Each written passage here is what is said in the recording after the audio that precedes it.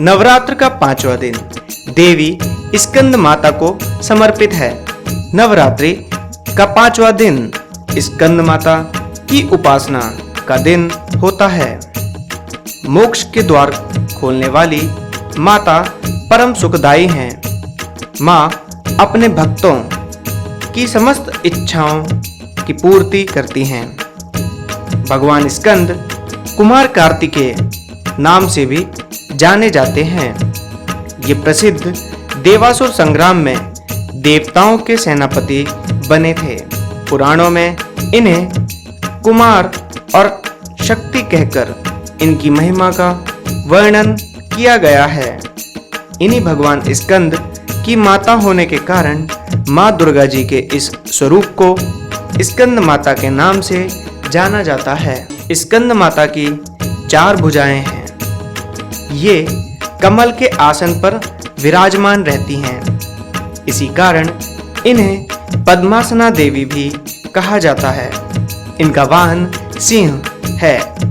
नवरात्रि पूजन के 5वें दिन का शास्त्रों में पुष्कल महत्व बताया गया है।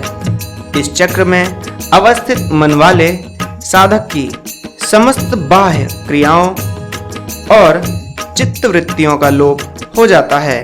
वह विशुद्ध चैतन्य स्वरूप की ओर अग्रसर हो रहा होता है। साधक का मन समस्त लौकिक, सांसारिक, मायिक बंधनों से विमुक्त होकर पद्मासना माँ स्कंद माता के स्वरूप में पूर्णतः तल्लीन होता है। इस समय साधक को पूर्ण सावधानी के साथ उपासना की ओर अग्रसर होना चाहिए। उसे अपनी समस्त ध्यान वृत्तियों को एकाग्र रखते हुए साधना के पथ पर आगे बढ़ना चाहिए। माँ स्कंद माता की उपासना से भक्त की समस्त इच्छाएं पूर्ण हो जाती हैं।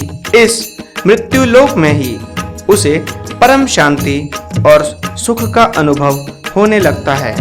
उसके लिए मोक्ष का द्वार स्वमेव सुलभ हो जाता है।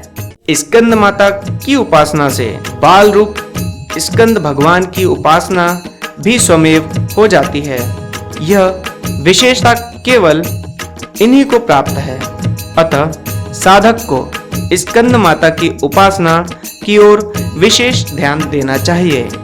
सूर्य मंडल की अधिष्ठात्री देवी होने के कारण इनका उपासक अलौकिक तेज एवं कांति से संपन्न हो जाता है।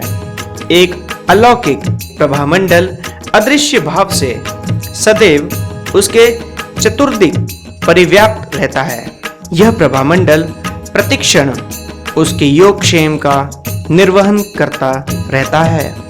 हमें एकाग्र भाव से मन को पवित्र रखकर माँ की शरण में आने का प्रयत्न करना चाहिए। इस घोर भवसागर के दुखों से मुक्ति पाकर मोक्ष का मार्ग सुलभ बनाने का इससे उत्तम उपाय दूसरा नहीं है। प्रत्येक सर्वसाधारण के लिए आराधना योग्य यह श्लोक सरल और स्पष्ट है। माँ जगदम्बे की भक्ति पाने के लिए इसे कंठस्थ कर नवरात्रि में 5वें दिन इसका जाप करना चाहिए। या देवी सर्वभूतेषु माँ स्कंद माता रूपेण संस्थिता नमस्तस्यै नमस्तस्यै नमस्तस्यै नमो नमः। अर्थ है, हे माँ सर्वत्र विराजमान और स्कंद माता के रूप में प्रसिद्ध अम्बे, आपको मेरा बार बार प्रणाम है। इसका एक और अर्थ है, मैं आपको बारंबार प्रणाम करता हूँ। हे माँ मुझे सब पापों से मुक्ति प्रदान करें।